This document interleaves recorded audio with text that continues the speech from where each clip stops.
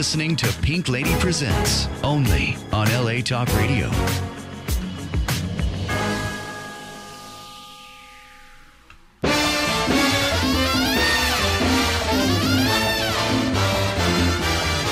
I'm gonna live till I die. I'm gonna laugh instead of cry.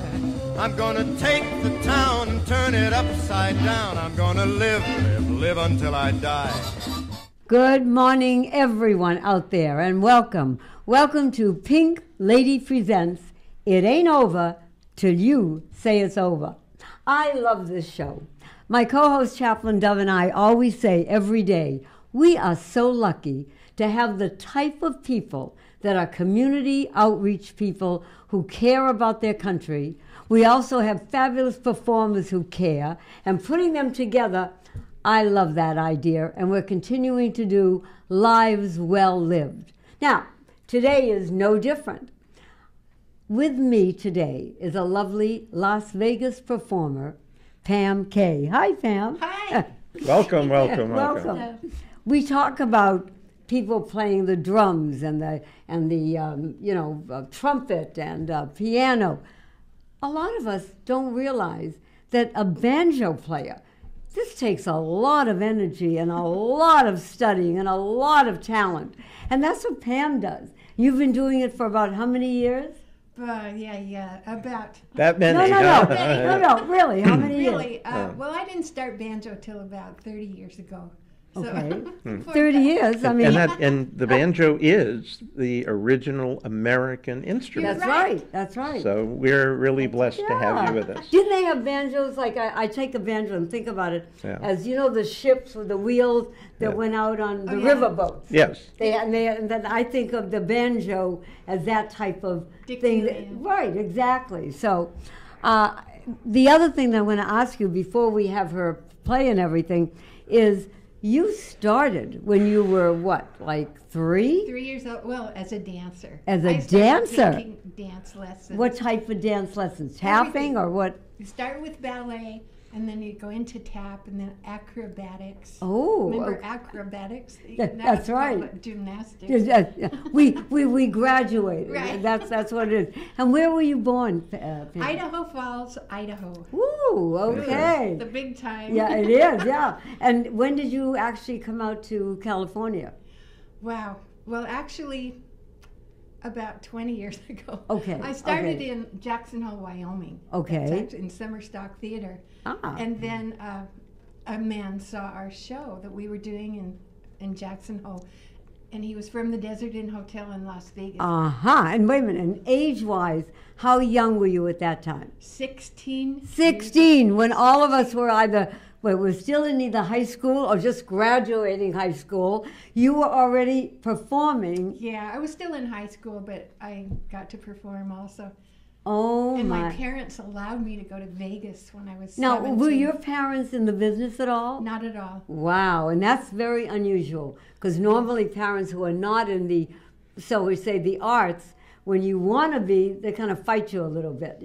They like a nurse or a teacher or a doctor or whatever. Mm-hmm. They were fully behind me. They said, whatever you want to do, we'll back you up. Now, did you have siblings? Nope, I'm an only child. Okay. I think that kind of has something a little to do with Probably. it. Well, would you be kind enough to show our audience just what Vegas and LA has in our lovely Pam Kay?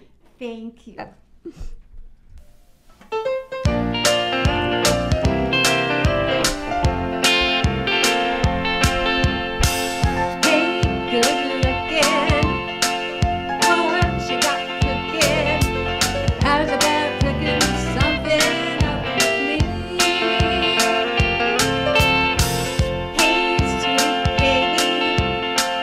Don't you think maybe we could find us a brand new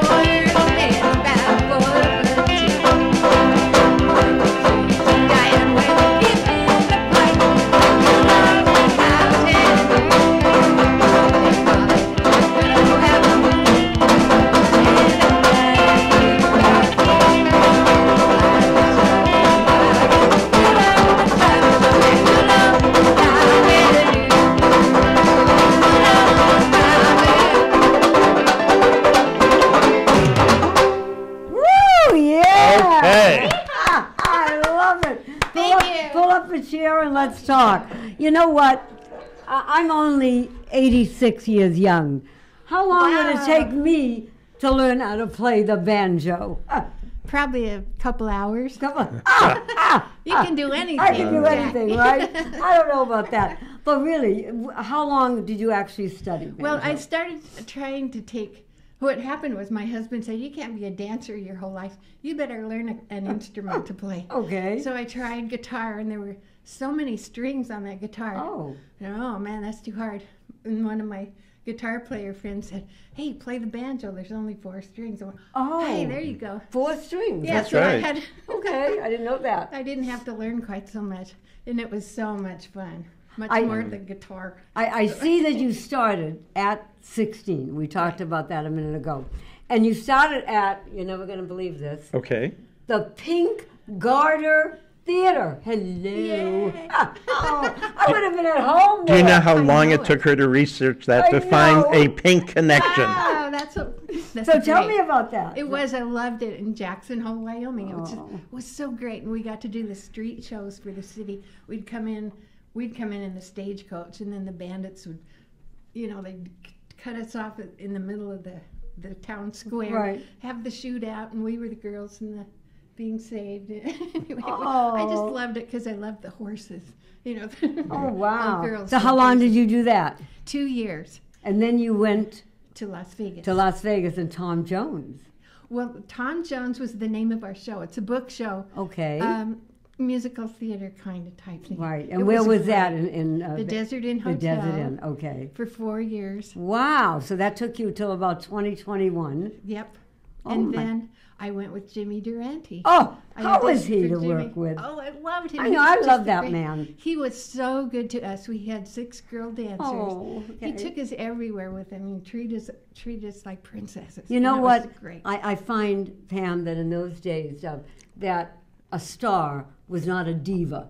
They were real people, down to earth, taking care of their people that were in the cast with them. I mean, it was Exactly. different than today. A lot of them today, they tell me that the cast members hardly ever see the star of the show. And then you worked also with, besides Jimmy Durante, who else George there? Burns. George Burns, and how I was loved he? him. He was wonderful Oh.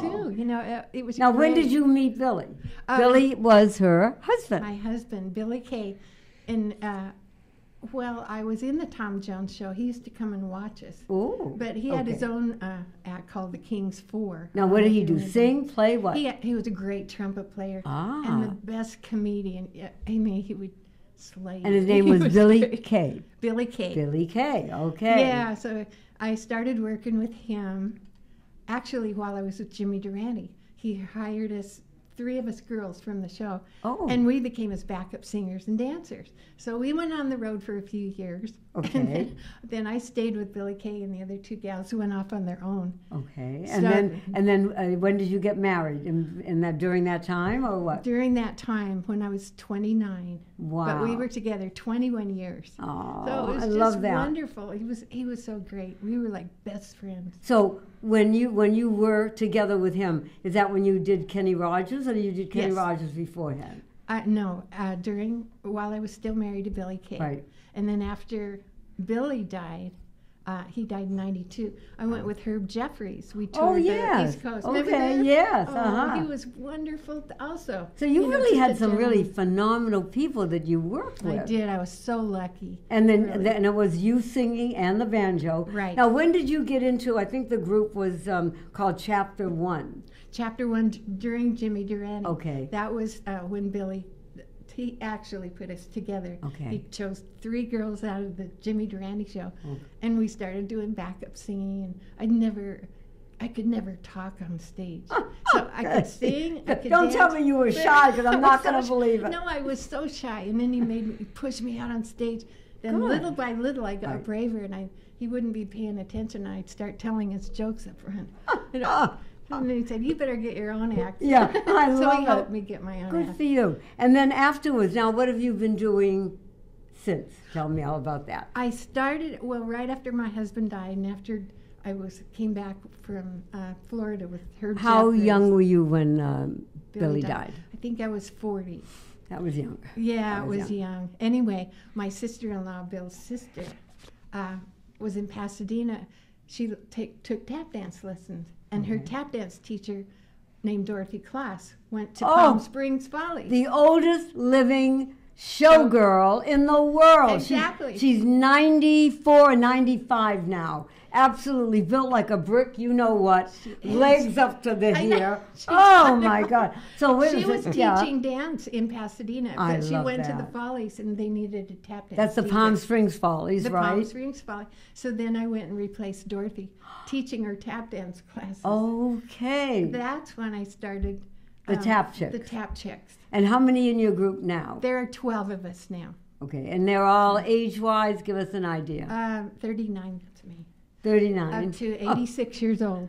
86. 60 is young. Yeah. We never say, we Oh, always that's say okay. young. It kind of just fits in a little better with what I believe. It does. So what do you do? Where do you go to perform and everything? We do a lot of like senior center places. and Okay. civic clubs. So we just did the Rotary in Pasadena. And wait a minute, tell them where else we were. On Thursday, my fabulous friend and council member, Mitch O'Farrell, we went to his district for the senior fair, and Pam and the Pam Chicks were there, and they were absolutely phenomenal. Really and truly, I think that's great. And they perform for us, and you perform, I know, for all the senior centers. We do. We do And- the LA County Fair.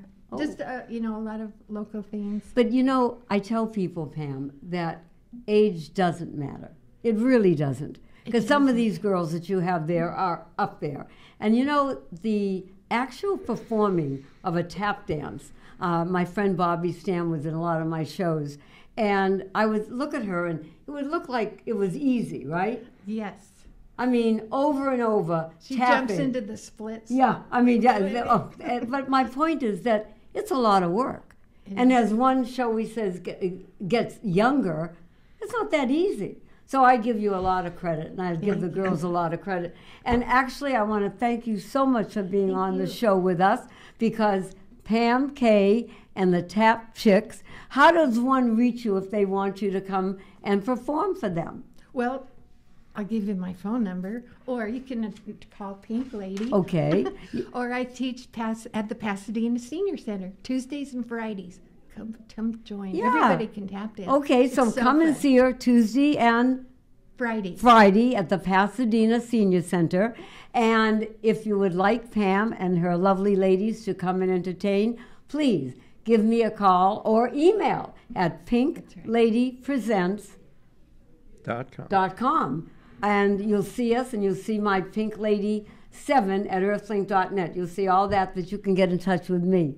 God bless you. And we want to Yes. make sure that everyone understands. There was an interview done recently with one of the finest and funniest banjo players around, Steve Martin. Oh, yeah. And in the conversation, he acknowledged the work of Pam Kay.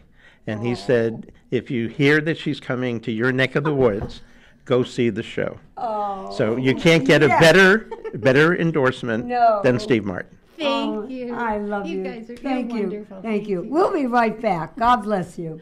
You're darling. You're such a good...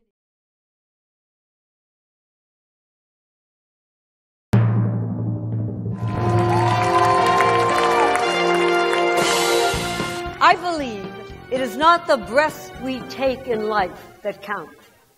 It's what we do with the breaths we take. And I should know. 84 years young. Today on this stage, you will see talented performers all over the age of 60.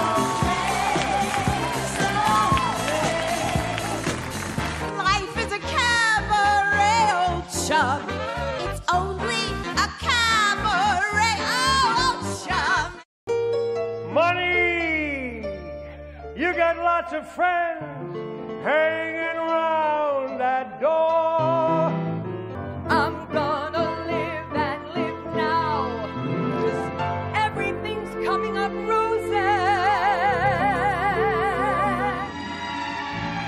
Then your fingers touch my silent heart, and and taught it how to sing.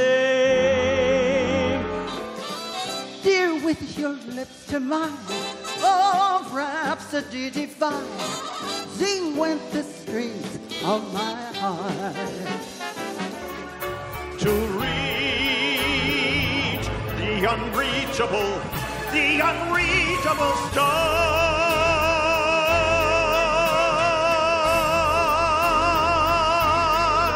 But I've got to do it all in 3 minutes or less. How about maybe ragtime?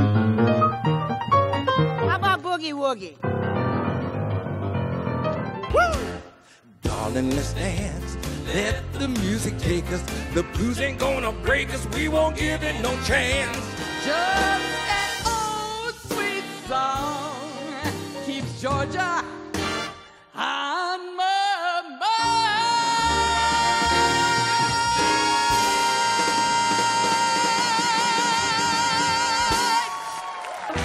You've treated me so kind, I'm about to lose my mind.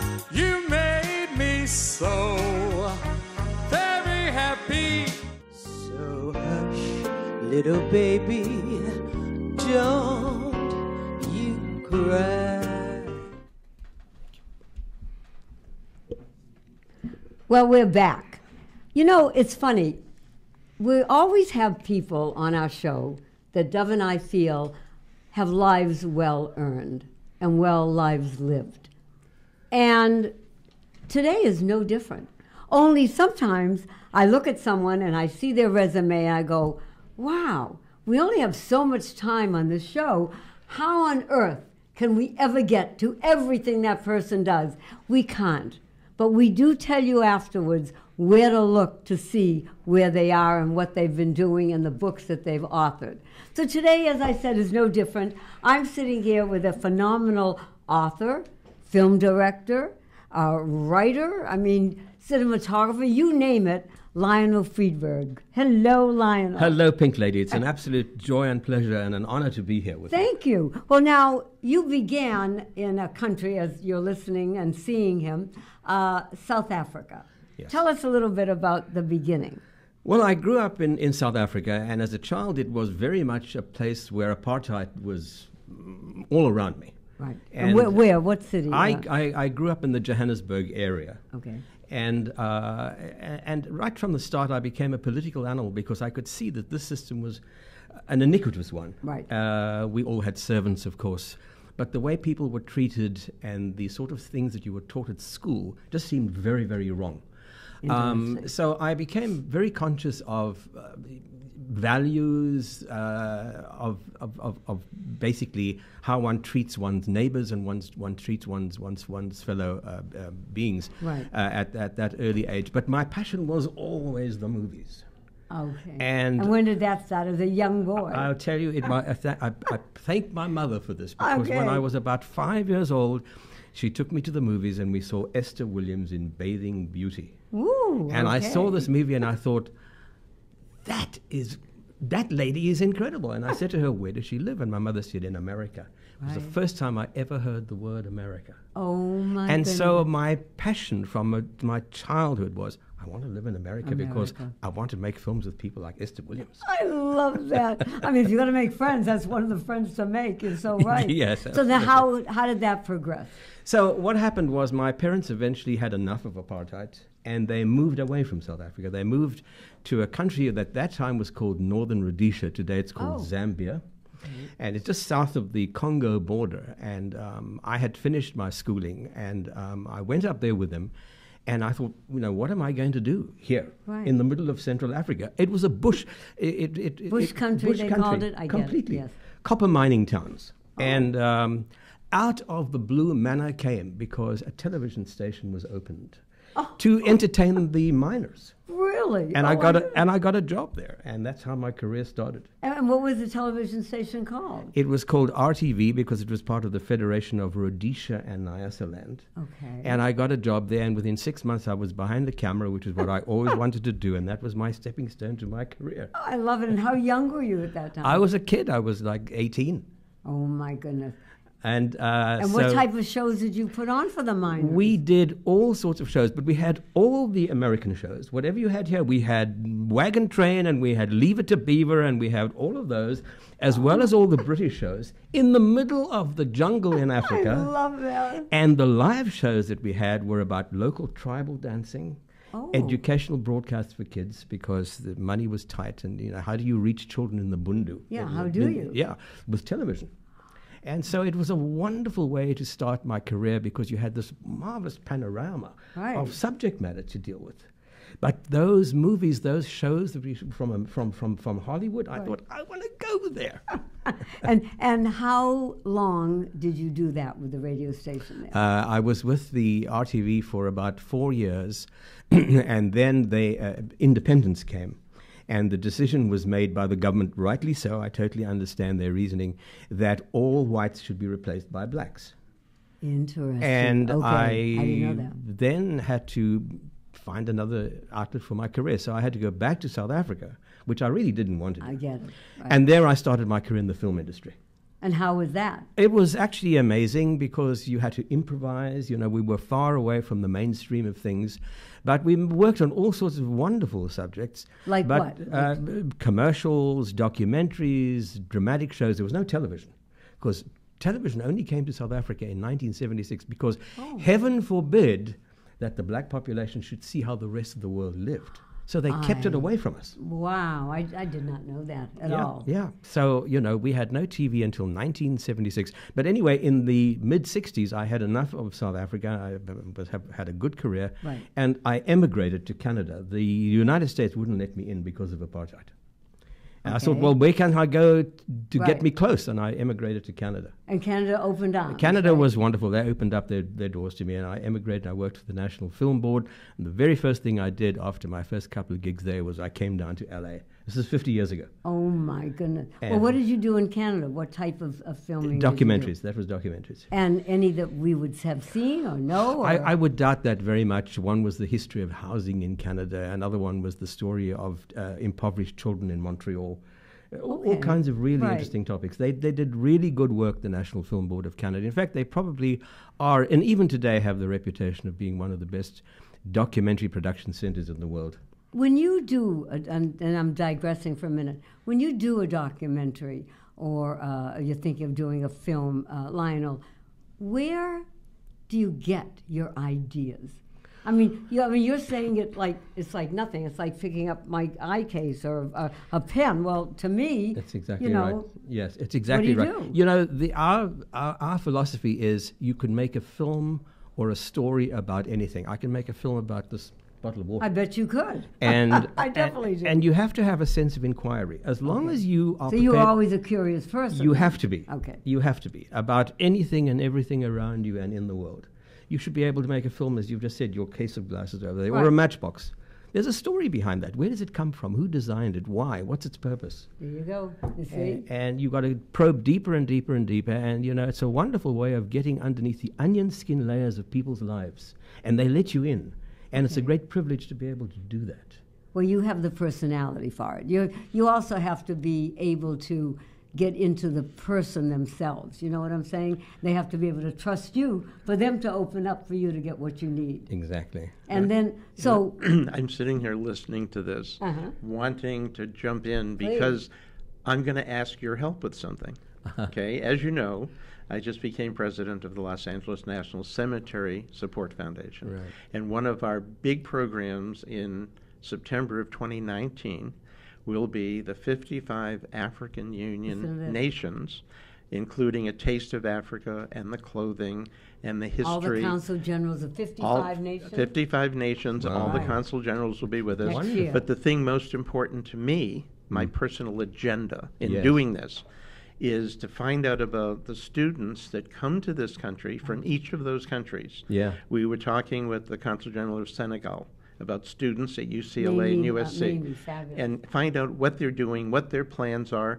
It's a whole different world, literally, than where they came from. Absolutely. So we talk about the education, and who would be better to advise us and mentor us than you? Well, I think you need to ask them about, their culture and their traditions. And a lot of the African cultures and traditions are unwritten. It's not really? it's Oral not tradition, written down. sure. It's oral. Yes. Okay. Yeah. And young Passed people down, you say. passed Yeah. down Okay. from generation to Oral generation, tradition, and all of those countries in Africa are very different because Africa is a tribal society, and Okay, so they're for my audience who doesn't understand what you mean, Mm-hmm. what do you mean by a tribal society? the nations of Africa were invented by Europe. All those borders were drawn by the colonial powers. Okay. And in fact, when Europe decided to colonize Africa, they drew lines down the map that divided tribes in half, or brought tribes together who were warring and didn't like each other too much, Oh my goodness. and created these countries that were very problematic. But it suited the colonial powers fine, but for the locals, there were problems attached to that. And so, how do you maintain your traditions and how do you keep your culture alive? Yeah, how do they? When you have these false boundaries Right. drawn around you. Right.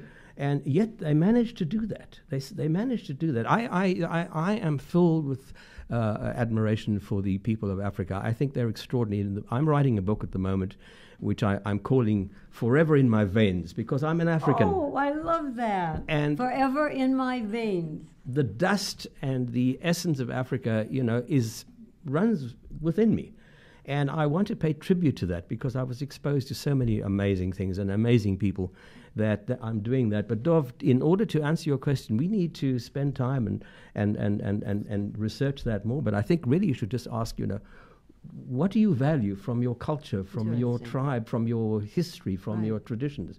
Because a lot of it was eradicated by the colonial powers. Mm-hmm. As far as the European powers were concerned, it was a European history in Africa and not an African history about the locals. Okay, so say that again. It was a European, I'm trying to... It was a European history of those people in Africa Correct. rather than the history of the locals in their own continent. Wow. And that's what we were talking with Mamie Bray at Consul From General of Senegal. Senegal. Yes. About exactly what you're saying, that we need to find out what makes people what they are, Right. not what they were forced to be. Exactly. And so this is going to be exciting. Yeah. Yes. The other thing I'm going to ask you is, when did you start?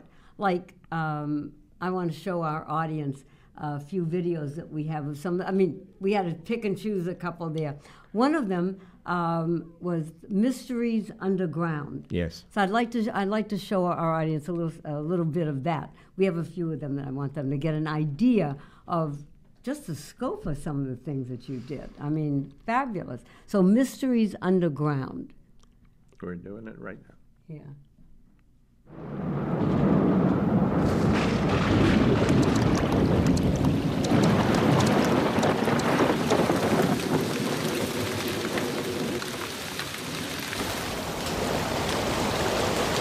It all begins with water and rock. As water seeks its level, it becomes acidic, and when it flows over limestone, it etches a path into the rock. Given eons of time, water will burrow deep and carve with incredible force the veins and arteries of planet Earth.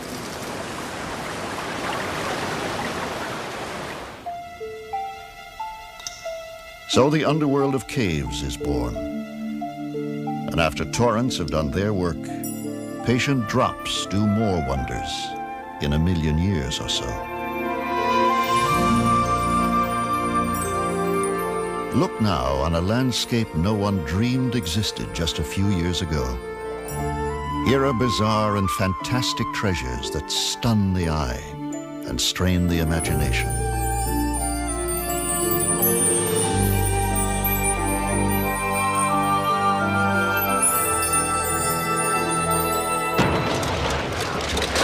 Here is discovery and danger. Here is adventure.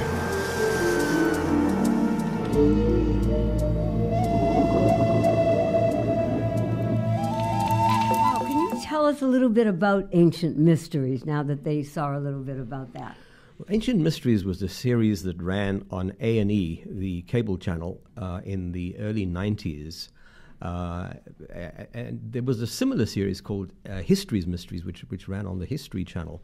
Ancient Mysteries was a marvelous series. One of our hosts, we had a number of hosts, but for one particular season, Leonard Nimoy was our host.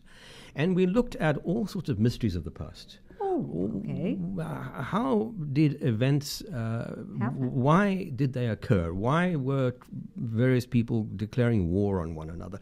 How were certain structures made? How did people survive in very, very difficult regions? And, you know, we don't know half the history of humanity. There's so much to find out. And Leonard was a great host to have because he was known from Star Trek. He was Dr. Spock, and you know who else could you have to probe the mysteries of humanity and where we came from. And it was a wonderful series to work on. We had a number of writers. We had some very, very good people. Bram Roos was the producer, and the season went for about 4 or 5 years. Wow! Did you ever?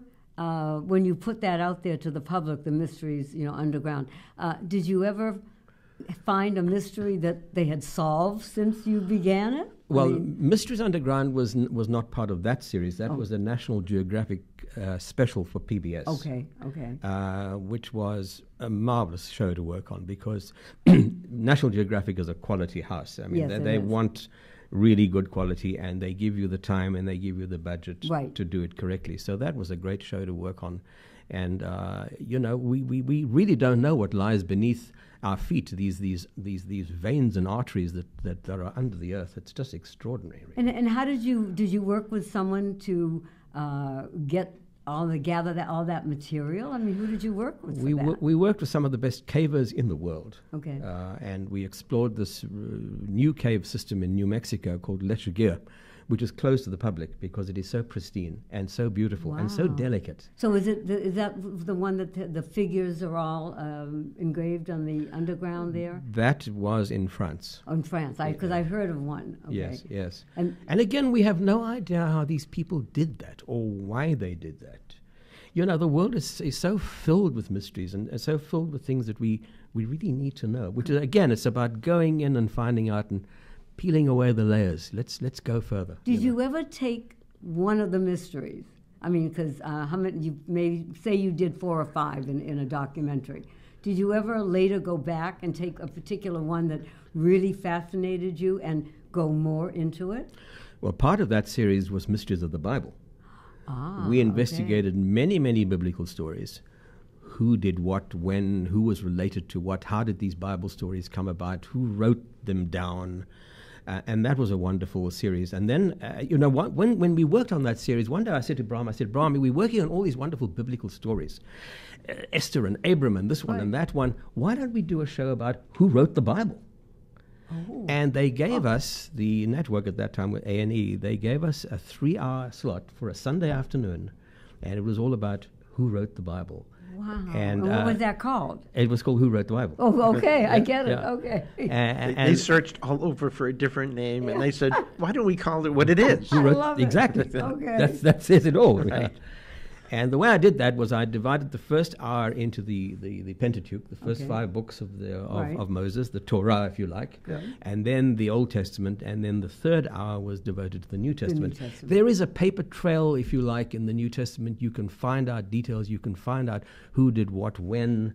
But when you get back into that ancient stuff, particularly the books of Genesis, Exodus, Leviticus, and Deuteronomy, how do you find out this stuff? Well, how did you find out some of the stuff? You know, to me, it's still an absolute mystery that Genesis has so many things in it that resonate with science as we know it today. Even the order of the evolution of the planet. You know, it talks like an example. Well, in the beginning there was the sun was formed, and then the stars were formed, and then the planet was formed, and then plants came about, and then animals came about, and then humans came about, and that's exactly how we now know it happened. Correct. So who knew that? Well, legend says that it was dictated to Moses sitting in a little tent in the desert. Right. But is it as simple as that? I don't think so. I don't think so No. either. But it's beautiful too. It's beautiful. Yeah. I mean, some things in life we kind of leave alone, if you know what I'm saying. Yes. I'd like also to show our audience now First Encounters. So that was wait a minute, Mysteries Underground, First Encounter. But Ancient Mysteries with Leonard Nimoy. That is correct. We're going to show that right now. Yeah. Okay, everyone? So you're in for a great time here.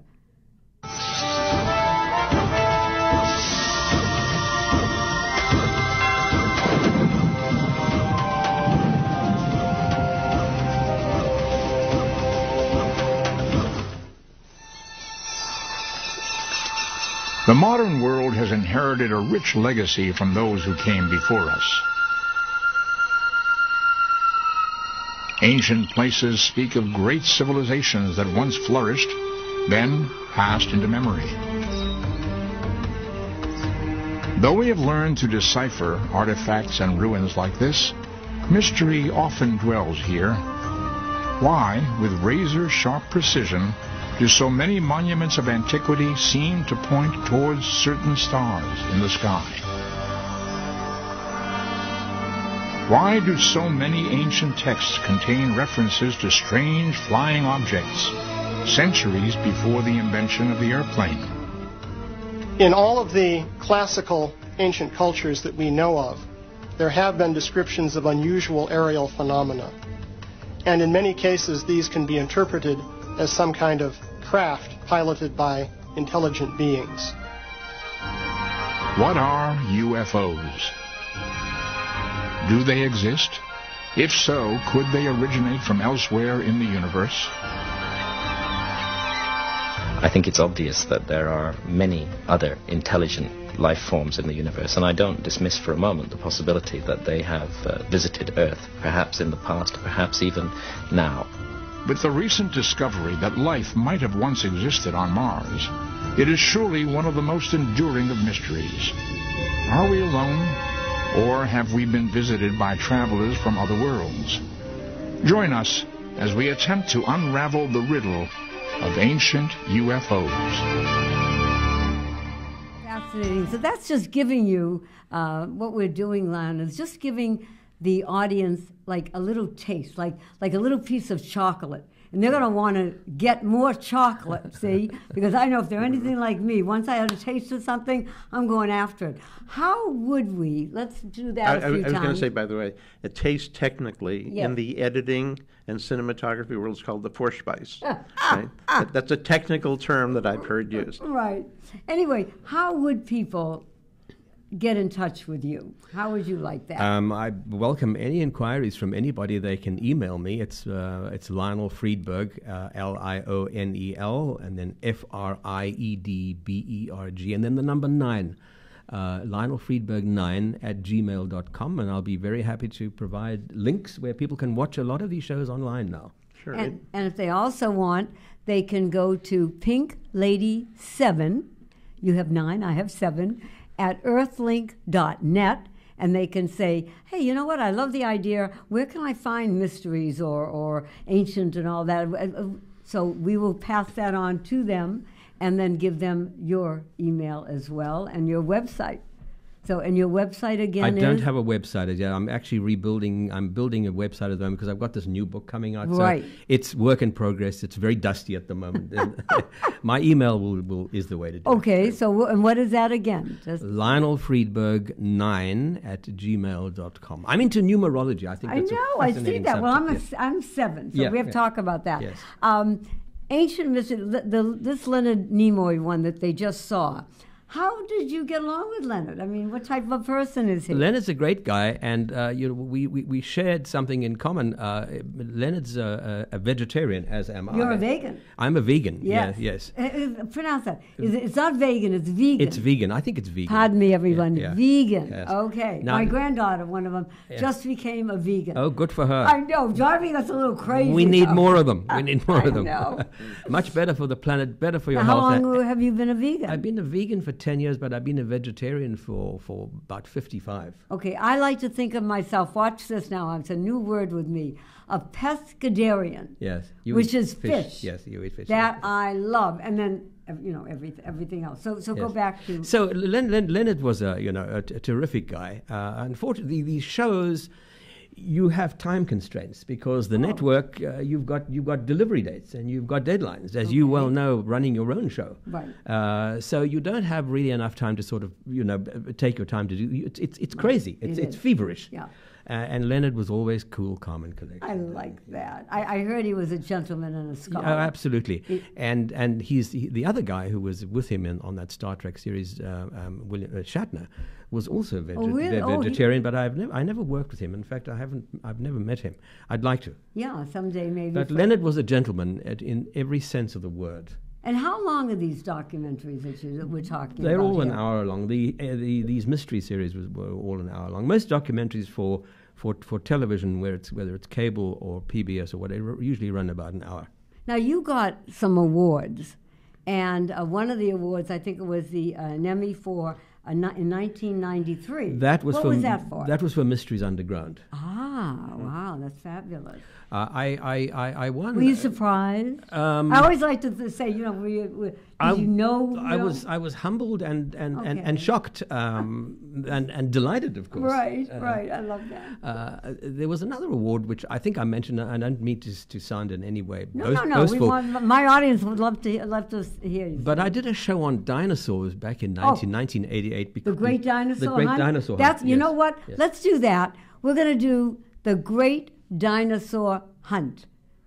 And we're going to do that. The Great Dinosaur Hunt. He's putting it on now. Right. Watch it.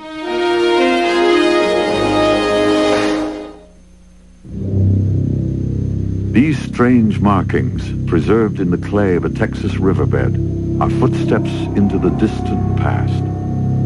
For one fleeting moment, 100 million years ago, a gigantic creature passed this way. For scientists, the tracks of a dinosaur are an enticing trail. Who were these ancient creatures? What were they really like? Beneath a bleak Midwestern landscape lies one of the largest dinosaur graveyards in the world. Here, scientists are piecing together the fragments of a tragic day when hundreds of animals met their death.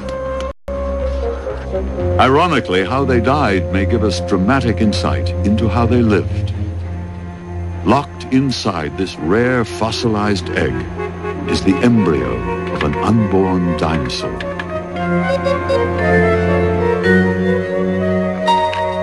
This tiny creature, frozen in time, now gives scientists their first look at the intimate family life of a prehistoric monster.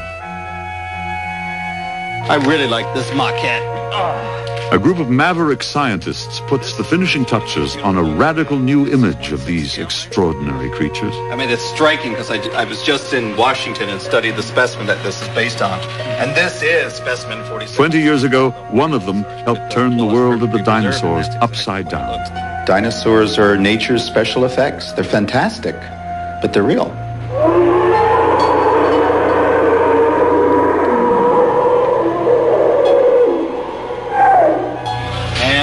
Armor plate around the eyeball. Join us now on a fascinating adventure to know these creatures as never before as we embark on the Great Dinosaur Hunt. You mentioned like dinosaurs, and you're going to laugh if I say this. I would love to go on a safari. Yes. And I would love to meet up and see a dinosaur. I know it's impossible now. But my point is, ask me why I would not go into the jungles.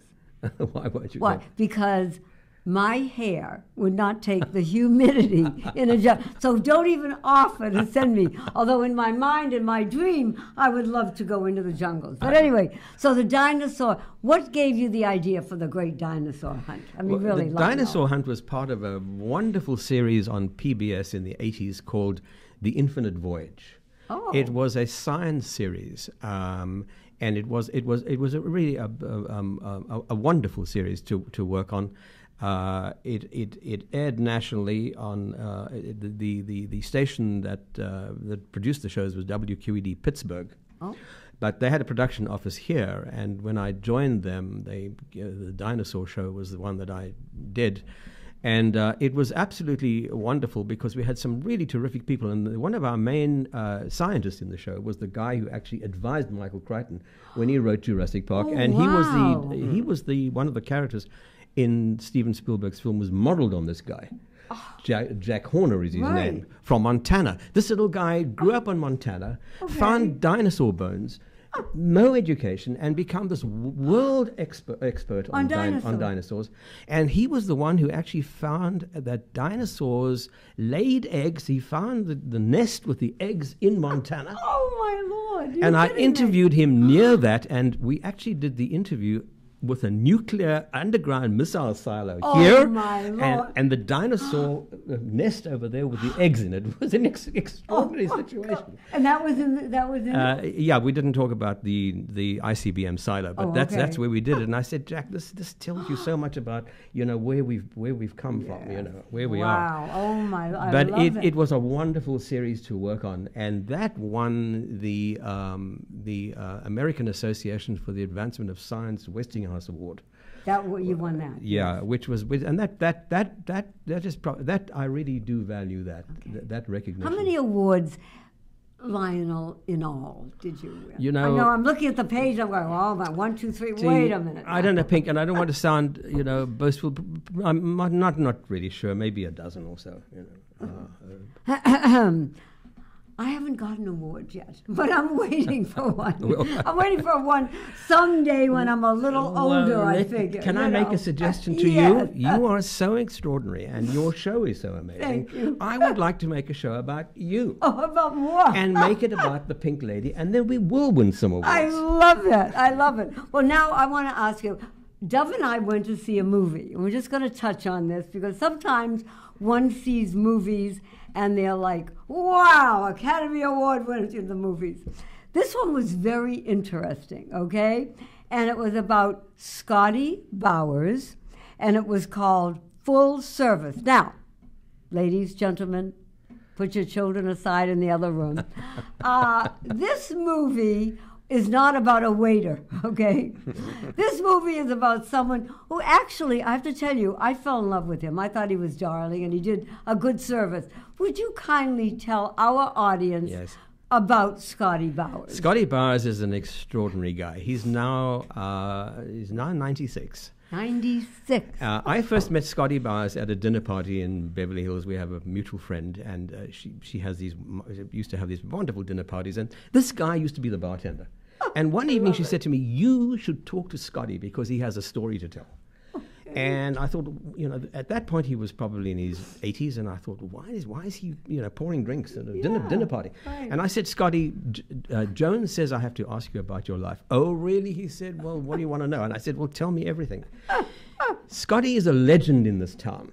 He was always known, but no one really knew who he was, or no one could really identify him. It was Smitty, it was Scotty, no one really knew. And it turns out that Scotty was the guy when he came out of the war. He was a Marine. Oh. Yeah, he fought on Iwo Jima and Guadalcanal, and when he came out of the World War II, there was no work. I mean, a lot of these servicemen, what did they do? Right. And he got a job at a gas station on Hollywood Boulevard, pumping gas.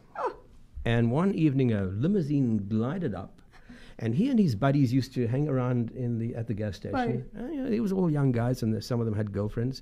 And this limousine came up, and the window went down, and a voice came out of the car and said, "Who's that young man over there?" And Scotty said, "Oh, you mean Bob?" And the guy said, "Yes." And Scotty said, "Why? Would you like me to introduce you to him?" And the voice said, "Yes." And that's how it all began. Oh, my goodness. Scotty was the fixer-upper and the facilitator in this town for every, probably 90% of the big names in Hollywood in those golden years. Scotty arranged these little get-togethers.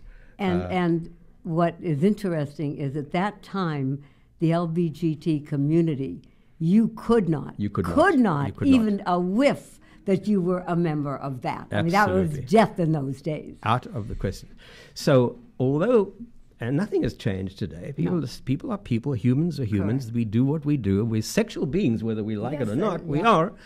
And those days, the studios, God forbid, you would talk about the people with private lives. But Scotty exposed all this in the book. He told me all of these stories about Spencer Tracy, Katharine Hepburn, this one, that one, Cary Grant. I have to tell you, please buy this book. Yeah, it's called Full Service. Where can they get it? Can they get it on Amazon? It's on Amazon. It's Barnes & Noble. It's on the shelf. And by Lionel Friedberg. I really mean, it will open up your eyes to, oh my God, no, that went on. Oh, I mean, I'm not joking. I read the whole book. So just to tell everybody, please, I don't often say that, but if you want some fun, please do that. The other thing I want to ask you about is you're working on right now a screenplay. I'm working on a science fiction screenplay, but what's taken precedence at the moment is this, call it a memoir, if you like, from some of my experiences in Africa, particularly African shamans and healing, yes. And that is that's what I'm working on now, trying to get that done before time passes me by. Where are you at the point now? Probably 3/4 of the way through. So not too far to go, and then I need to get a. I took up in one of my lives hypnotism. Yeah. And there's a lot of shamanism in that. Yes. And I fell in love. I was single at the time with a hypnotist who really was into shamanism and everything. And it's fascinating. Absolutely. I mean, audience, when he does the book, you have to come on again, and we have to tell everybody how to get it and where and everything, because that is a fascinating subject. And I pay homage to the healers of Africa in that book, because their healing systems are absolutely extraordinary. Give us just one idea. Well, you go there and there's a guy who doesn't speak English and he's got feathers in his head and he wears a grass skirt and he throws these bones and stones on the ground and tells you everything about you, including what you should do to heal. I had a kidney condition at one point. This man came out with he identified this. You're joking now. Oh, no, absolutely not. It's a remarkable story. And I want to pay homage to these people because their healing systems are just remarkable. I can't wait. The other thing is, your last show in Africa, and it just hit me because I should have mentioned it before, Legacy. Yes. Can you tell us about that, please? Well, I did a series on the history of the British in Southern Africa called Then Came the English, which was all about colonialism. I did a show on the story of the Indians of South Africa. I did a story about the beginning of opera in South Africa, which was performed phonetically by colored people before the Europeans. No way. Yes. Oh my. Absolutely. And so I became known as a sort of, if you like, anthropological filmmaker. Well, yeah. And eventually, they said, when I told the network over there that I'm leaving, I'm coming to the States, I'm bringing my family here, and they said, "Well, will you do us one last favor? Do one more thing. Wow. What about the Jews of South Africa?"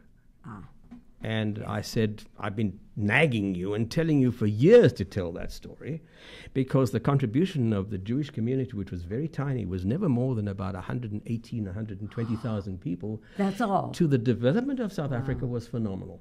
And so Legacy was the last major series I did for the network in South Africa. There were 8 shows which told the history of the Jewish community, which basically went right back to 1820. And then there were the Litvaks who came in the 1880s. Some were wise and they went from Europe, they went across the Atlantic and they came here. But some went south to South Africa and developed that country, the diamond mines, the gold mining industry, agriculture. So that was all by the Jews that came in? They played an enormous role in all of that. And I'm very, very proud to have been part of that. And how long a documentary is that? Those were eight. Those are half hour each. So there were 8 half-hour And shows. how many were there? 8 of them. 8 of them. Yeah. Wow. And now, Lionel, we're getting near our end. Where can we see some of these things? Let's talk about this. You know, technology changes so quickly. It's so annoying that you make these shows and you have films and you have productions. Right. And then after about 5 or 10 years, you can't look at them anymore because the technology has changed. Correct. So the internet is the best thing that was ever invented because a lot of these shows are now on the internet. Well, all our people out there, as you know, this is a live streaming television, and as you also know, that within 5 years, people tell me there will be no more television. Yeah. It's all going to be live streaming on our iPads and our computer and everything. So we're all set for that. But so where can they see these? I mean, how do they do this? Well, a lot of these Just shows, go to you? a lot of these shows, I cannot even look at my own shows now because I haven't even got the equipment to play them anymore. Unless they're on film, that's still standardized. But anything to do with the digital world or the electronic world goes out of date in 5 minutes. Unreal. It is. And it's too fast. a little Scary. It's frustrating. It is. It's It is. frustrating. And especially someone like yourself. Before you close, I just wanted to remind, I know you were being humble and modest when we were talking And about shy. awards, but I do want to mention that not only have you been recognized with the Hero of Hollywood, Susan B. Anthony Award, Miss Senior LA County, dozens of recognition from Congress, LA County, and the City Council. We were joking just this morning that if we, just today, Right. if we took all of these and we papered every wall in the house, we would need wallpaper. Yeah. So you've gotten a few. A few. And you've I would earned them. like you to be the subject of my next documentary. I would love to do that. it. You're so kind. You know, I don't know where time goes, as I told you, Lionel. It's just time and the people that you meet in life. Now I'm going to cry. I get very emotional because, as my audience knows me, I enjoy and love the people that I have on. And I am so proud to have you on today. And I have to thank one more person, everybody. I have to thank a lovely lady who I have not met yet, Diane, who is Lionel's lovely bride. And Diane, I'd love to meet you because I sat here today with a man who is absolutely a legend. And I want to thank you. God bless you. We've got to do this again. Please come back, and please look for his new science fiction that's going to come out. And the for Forever in My Veins, that's the book. I love Forever in My Veins. You are forever in my veins. I don't want to show them, but you are forever there. God bless you. Thank you so much, dear audience. We will be back in another show. Thank you. God See you bless next you time, all. folks. Thank you. Oh, my God. You're listening to Pink Lady Presents, only on LA Talk Radio.